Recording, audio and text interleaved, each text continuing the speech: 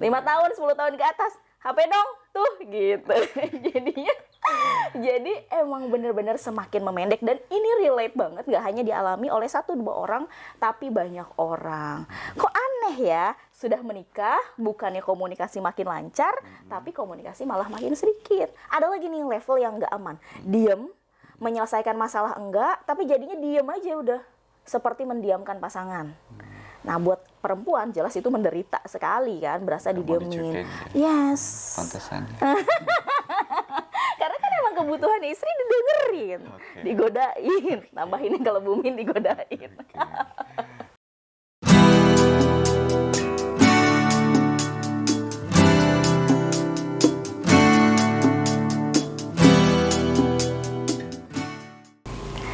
Hai, Assalamualaikum warahmatullahi wabarakatuh. Waalaikumsalam warahmatullahi wabarakatuh. Ketemu lagi sama Pak Min dan Bu Min. Yeay. Di Love Talk. Entahlah udah episode berapa ya? 16. Oh, udah 16. Oke. Editor tahu dong. Oh iya iya. Terima kasih loh Pak Editor.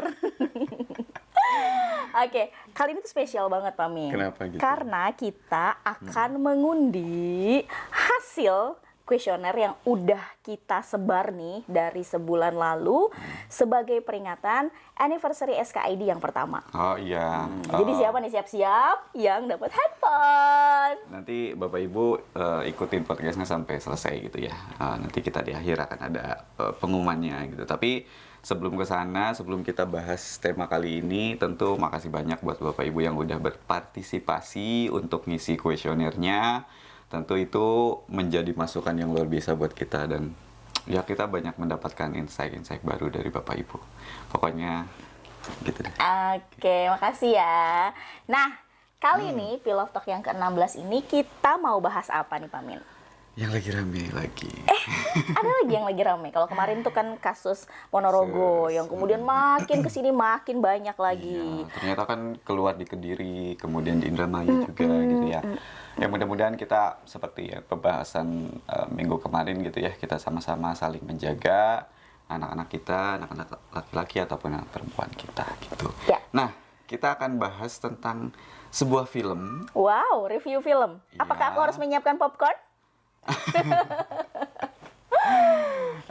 Filmnya adalah Nota Merah Perkawinan. Oke. Tapi kita nggak akan ngebahas alurnya, terus kemudian aktingnya kayak gimana gitu. Dan itu mah bukan kemampuan kita ya. Iya gitu. Tapi kita akan melihat satu sisi bahwa ini relate banget kok dengan kehidupan kita gitu. Yes, betul banget. Terutama soal Komunikasi. komunikasi.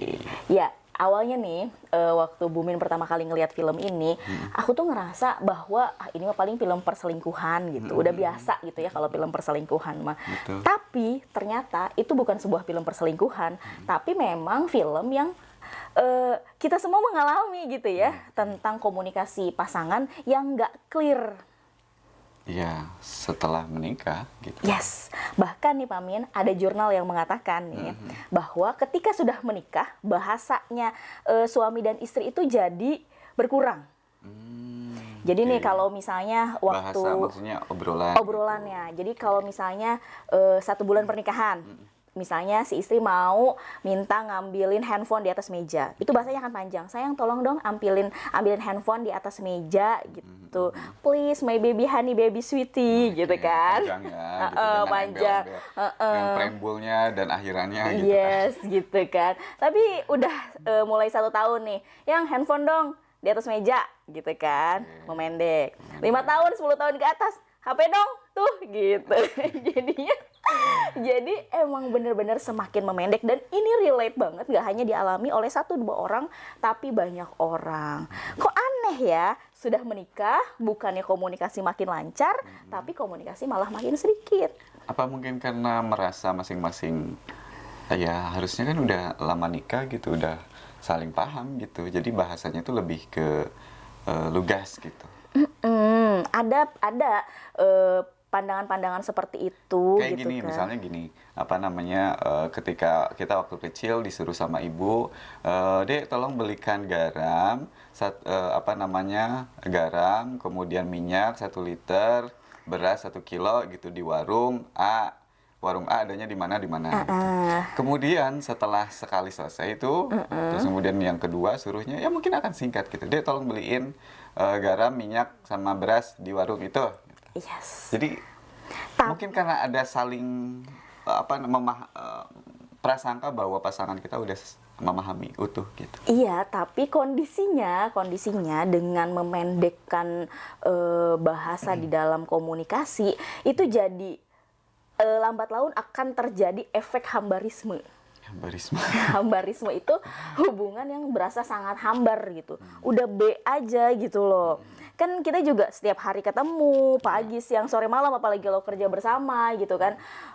Obrolan-obrolan yang singkat itu yang membuat kita hambar. Tapi kalau kemudian masih dengan celotehan yang humoris, masih pemanjaan-pemanjaan gitu ya, kalimatnya panjang dengan manja-manjain, ya enggak meminimalisir terjadinya hambarisme itu. Oke. Ya udah, kita akan coba. Oke. Menurut Pak Min sih sebetulnya kalau kita belajar dari filmnya Noktah Merah Pernikahan itu ya. Pernikahan atau Perkawinan. Oh, Noktah Merah Perkawinan itu ada satu hal yang penting sih. Apa? Soal komunikasi efektif. Gitu ya. Tadi kita merasa bahasa kita sudah bisa dimengerti oleh pasangan. Tapi ternyata pasangan nggak gitu. Tapi pasangan nggak. Iya, paham. betul banget. Karena memang fitrahnya laki-laki dan perempuan itu kan berbeda. Dalam hal Ya secara struktur otaknya aja udah berbeda, Pak Min. Oke, itu Kalau sepakat. laki-laki jelas ya otaknya otak parsial. Bahasanya itu cuma 7.000 kata per hari. Terus juga memiliki otak yang problem solver, fokus pada solusi. Oke. Nah, kalau perempuan itu memang kecerdasannya kecerdasan linguistik. Bahasanya saja sudah lebih dari 20.000 kata per hari bahkan kan. 3 kali lipat ya. Yes, gitu. Kebutuhannya didengar. Kebutuhannya adalah memberikan bumbu-bumbu pada sebuah cerita, misalnya pada sebuah pesan yang ingin disampaikan. Nah, padahal kalau suami kan pinginnya ya udah sih, apa sih masalahnya, ngomong aja to the point gitu kan. Tapi kan kalau buat istri nggak bisa begitu. Ngalor ngidul dulu. Yes, kebutuhannya didengar, jadi suami perlu mendengar. Nah, para istri juga perlu sadar nih, karena otaknya suami itu problem solver, fokus pada solusi dan bahasanya pendek. Ketika suami responnya cuman ya sudah, itu tuh udah untung gitu. Udah luar biasa mau mendengarkan gitu kan. Kayak gitu. Maksudnya berarti ketika misalkan ada masalah gitu ya antara pasangan itu, hal yang dibutuhkan dari istri itu adalah didengar dulu. Yes. Baru kemudian tahap kedua adalah mencari solusinya. Betul. Artinya mencari solusi ya si laki-laki perlu ada feedback dong. Gitu. Betul. Tapi kenyataannya banyak nih bapak-bapak yang hadir bahkan di NNP sendiri gitu ya, Noktah Merah Perkawinan sendiri. Solusi dari bapak-bapak itu silent treatment. Silent treatment itu beda dengan being treatment. Kalau being treatment kan, kalau being treatment ketika ada masalah diam dulu tuh. Diam dulu, baru nanti ketika sudah reda, yuk selesaikan bareng yuk gitu kan. Ada niat untuk menyelesaikan. Itu being treatment. Okay. Nah, tapi kalau misalnya silent treatment itu tuh ini apa sih namanya? Ya udah. Dengan diam itu adalah solusi. Yes. Untuk Dan menyelesaikan masalah. iya, dan juga merasa bahwa udah sih apaan sih, nggak usah diselesain, udah aja baik aja gitu. Nggak usah dibahas lagi, Nggak udah usah kelar. dibahas gitu. lagi, udah kelar. Tapi itu sebenarnya level aman. Ada lagi nih level yang nggak aman. Diem, menyelesaikan masalah enggak, tapi jadinya diem aja udah. Seperti mendiamkan pasangan. Nah, buat perempuan jelas itu menderita sekali kan, berasa Nggak mau didiemin. dicuekin, Yes. Pantesan. Karena kan emang kebutuhan istri didengerin, Oke. digodain. Tambahin kalau bumin digodain. Oke. Jadi kan lagi rame itu yang undang-undang PKS gitu ya, kekerasan seksual. Kita nggak boleh nggak boleh melakukan catcalling gitu kan. Catcalling tuh kayak sweet gitu kalau ada perempuan. Nah, iya. catcallingnya sama istri aja. Iya. Terus kalau giliran kemarin Pak Min Saryawan kok tumben di catcalling gitu kan. Jadi uring-uringan. Terus Oke. gimana? Nah, kalau misalnya pasangan suami istri sadar gitu ya, kalau suami diamnya adalah mencari solusi dan istri cerewetnya karena cinta nih, terus Oke. kebutuhannya itu didengar, sebenarnya aman-aman aja insya Allah ya. Komunikasi itu aman-aman aja. Cuman masalahnya banyak yang nggak paham dengan diamnya suami. Merasa bahwa dengan diamnya suami itu suami nggak nyari solusi, suami cuek, suami Masa bodoh gitu lah ya. gitu ya, merasa berjuang sendiri. Istri tuh kalau udah merasa berjuang sendiri jadi sombong, jadi angkuh, terus juga ngerasa Sombong bahwa dan pikirannya kemana-mana. yes, apa ya, asumsi-asumsinya negatif gitu. Karena kan overthinking teh ya. Nah, sedangkan kalau misalnya suami harus sadar kebutuhannya istri didengar, ya Mbo gitu. Kalaupun misalnya pulang kerja setelah istirahat sebentar gitu, istri ngomong apa aja didengerin lah dengan global listening ya, dengan teknik global listening, bukan hanya sekedar mendengar terus nguap, tapi memang berempati apa sih yang diceritakan sama istri itu gitu. Kan ada juga yang suami cuman kalau aku sih masih syukur ya, mendingan gitu, karena Pamin itu kan bahasanya kurang dari 7.000. Jadi udah haho aja udah luar biasa. Tapi ada teknik listening yang namanya tuh levelnya tuh lebih tinggi, global listening. Jadi mendengarkan istri dengan penuh empati gitu. Meskipun kita juga lupa apa sih yang diceritain, nggak ngerti, tapi ya udah pahami aja, rasakan apa sih yang dirasakan sama istri gitu. Oke, I see. Nah, ini ngobrol sedikit tentang komunikasi efektif gitu kan. Kan kalau di teori komunikasi itu gitu, satu ada penyampai pesan gitu kan. Ya siapapun itu, bisa suaminya, bisa laki-lakinya. Terus kemudian adalah pesannya apa? Gitu. Nah, terus kemudian Dan ada penerima pesannya. ada penerima pesan. Di luar tiga itu sebetulnya ada tiga lagi Apalagi minimal. Satu adalah medianya. Media itu artinya ya kita mau menyampaikan pesan, mau ngobrol sama pasangan kita, mau lewat apa? Lewat apakah WA atau kemudian pakai surat cinta, Oh iya. surat kaleng gitu, atau kemudian apa namanya, dibikinlah satu momen ngape bareng gitu, itu media gitu, bisa seperti itu. Terus ketika kemudian si pembuat pesan itu membuat pesannya gitu ya, itu juga mesti tidak sembarang buat pesan. Tadi kata Bu Min gitu ya, belum tentu juga penerima pesan pasangan kita itu bisa menerima dengan baik.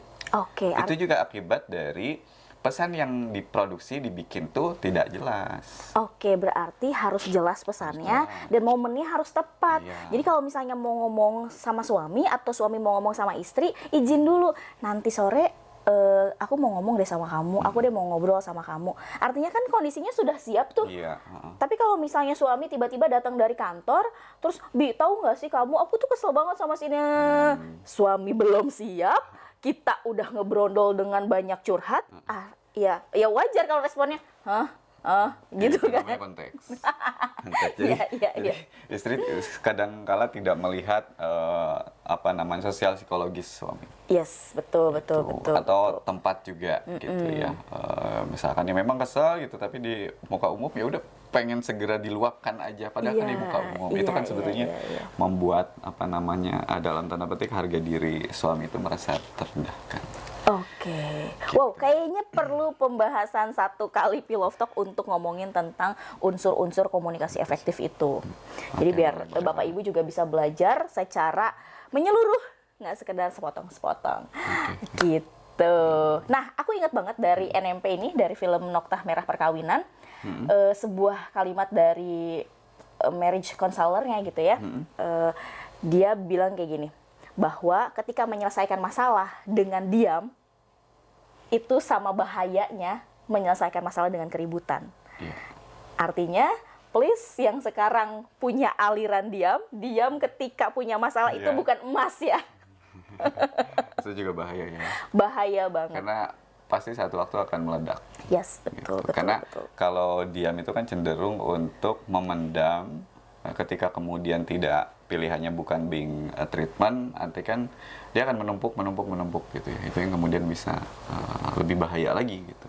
Meskipun ya ketika mendapatkan masalah dengan marah-marah buat keributan, ya itu juga sama bahayanya. Sepakat sih. Oke. Dan selanjutnya Kita akan mengundi. asik. Kita akan mengundi buat Bapak Ibu yang mendapatkan door prize atau merchandise ya. Jadi nanti ada 4 orang. Yang pertama adalah 3 pertama kita akan munculkan nama yang mendapatkan merchandise dari SKID gitu. Nah terus kemudian baru terakhir kita akan coba undi 1 orang yang mendapatkan apa, Bu Min? Handphone, smartphone. Yeay. Nah ini kita sudah, mudah-mudahan kelihatan ya. Nanti kita bisa zoom. Ya. Ini sudah ada nama-namanya. Jadi total ada 200 Bapak Ibu yang ngisi. Ini thank you banget sudah memberikan kontribusi buat SKID. Nama-namanya sudah dipastikan tidak ada yang kelewat gitu dan tidak ada yang double.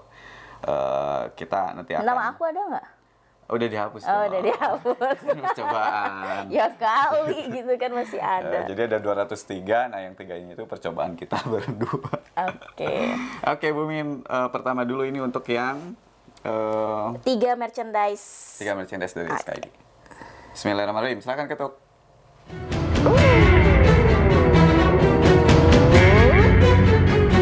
Hadiah. Siapa, Bi? Mega. Oke. Oke. Mega ya tadi ya. Dicatat ya. Mega. Terus kemudian yang kedua Mega. Siapa dia? Oman Nur Nur Rahman. Rahman. Wah, ini teman Oke, SMA kami ini nih. dihapus ya. Kemudian merchandise yang ketiga. Bismillah. Siapakah?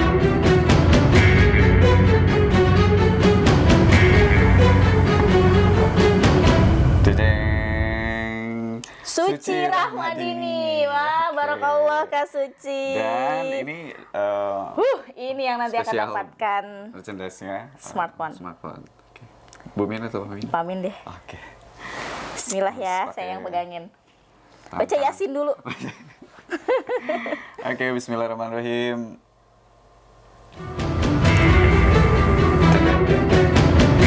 Mudah-mudahan yang duduk ya, yang dapet.